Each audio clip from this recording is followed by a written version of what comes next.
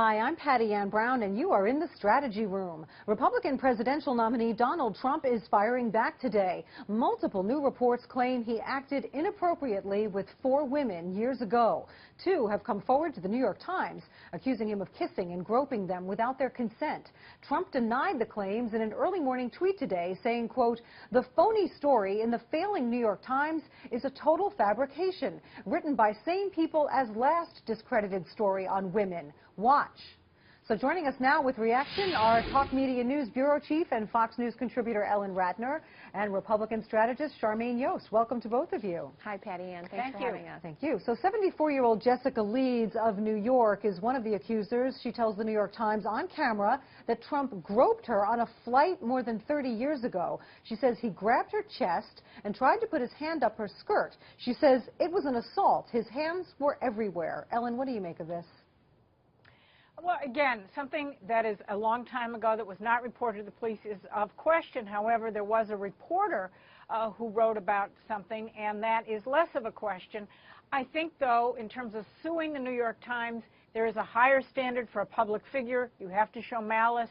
And so I don't know that he's going to get very far in terms of suing the New York Times. Leeds is one of 4 accusers. Ellen mentioned the reporter, and then there was another woman who says Trump kissed her directly on the mouth after she introduced herself to him. All of these incidents allegedly occurring many years ago, and Trump's defenders say that timing, coming out now, is suspicious. A Trump spokesman says it's a coordinated character assassination. But in Trump's own words, in that 2005 interview with Billy Bush, he bragged about just this type of behavior. Charmaine, what do you think? Well, you know, Patty Ann, I think your point about the coordination is what a lot of people out there are feeling really uncomfortable about right now. But the fact for all of this to be coming out right now is really troubling in terms of where were these stories earlier? Why are they all coming out right now as part of an October surprise? You know, listen, let's be really, really clear as women here, all 3 of us, you know, across the country. Of course, women are concerned about these kinds of stories, but you have a situation that he is categorically denying it. And credit to you, Patty Ann, for putting this in that context. You know, I've seen a lot of reporting on this where it's just all about the accusations and not presenting a balanced account of what's going on.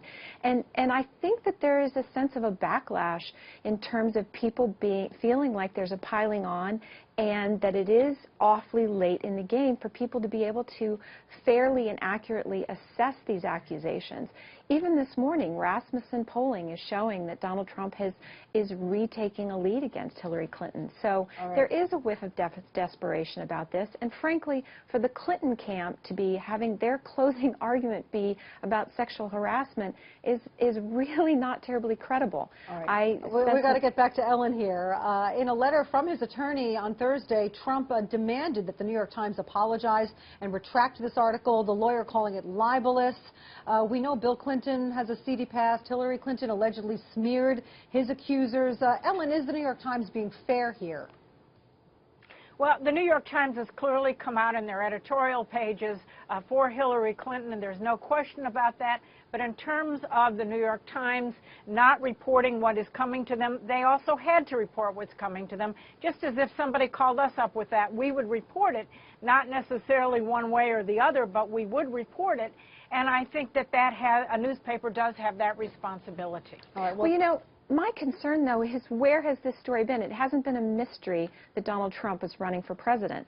All through the primaries, all through the summer, and suddenly, just a few weeks before we all vote, they're going to dump all this into the mix. You know, I think that they need to answer some questions about the timing of this and why, if they felt like it was their duty to get this story into the mix, why they didn't do it sooner. Yeah, and Trump's defenders are saying, look, even if these accusations are true, they're horrible, but should the Times also be focusing on the latest WikiLeaks revelations regarding Hillary Clinton? What about that, Ellen?